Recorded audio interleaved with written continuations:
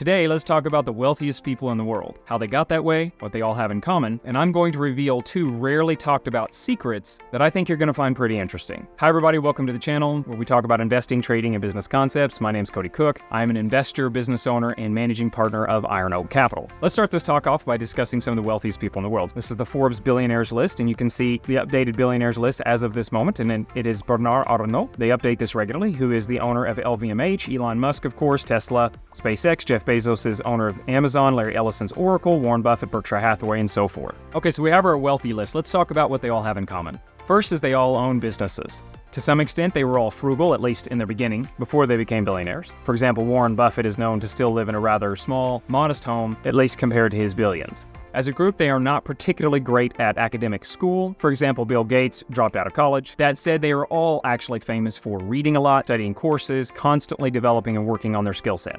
Training, often hiring coaches or consultants who can teach them new skills that they need for their businesses. And they also work a lot, at least until they retire.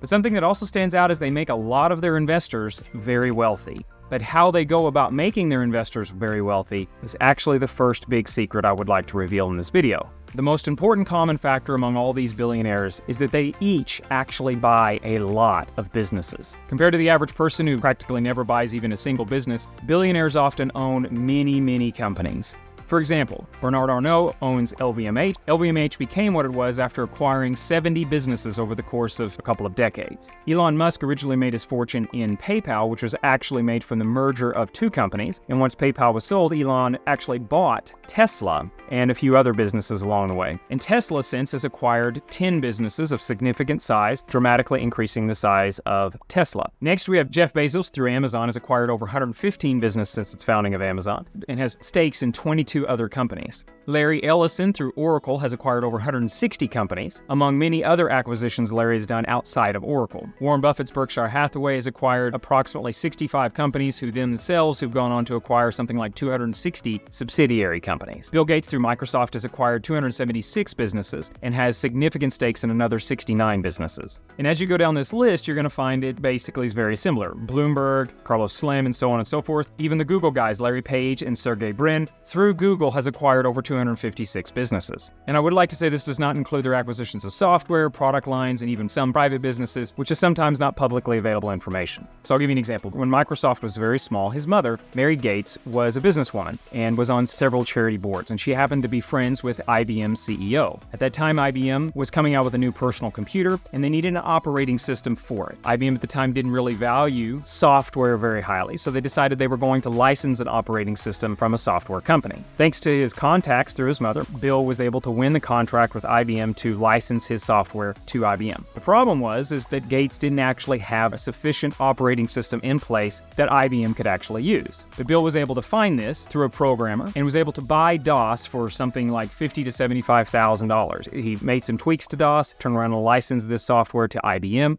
and that's how Microsoft made its first billions. If this video is interesting, please click the like button.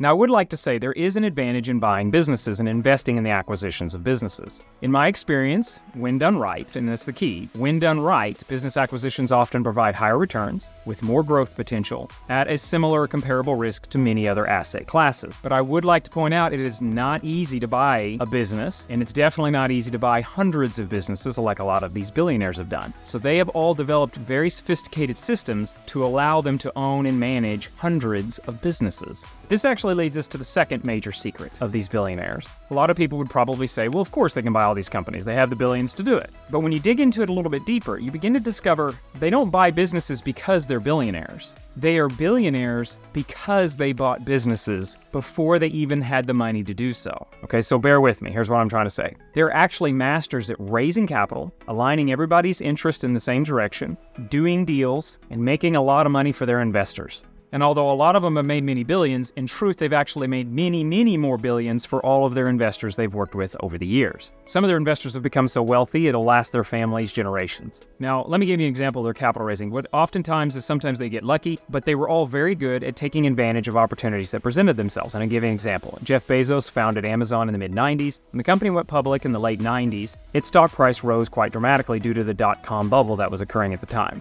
Amazon was doing well, but it was far from large much in terms of true cash flow that was coming in the door. Jeff, who had a history in hedge fund management, actually took advantage of this. In the first year alone, he acquired something like 9 businesses using his high-priced stock as a way to finance the acquisitions of these companies. And within his first year of going public, he acquired something like $1 billion worth of businesses. LVMH actually used a lot of borrowed money to acquire all the companies they acquired starting in the 1980s. Microsoft acquired companies with both cash, their own stock, and a variety of things. In most cases, these billionaires use a lot of financial engineering. They have a wide variety of methods to finance these businesses and get them acquired. I'm the managing partner of Iron Oak Capital, which is a partnership of investors who seek solid returns through the acquisitions of strong businesses. And all of this very much hits home for me. It's definitely not easy to do. It's quite a journey, but it can be completely life-changing. So if this is very interesting to you, then please subscribe. And also I would recommend checking out one of these other videos, and I bet you're going to find it useful. Thank you for watching.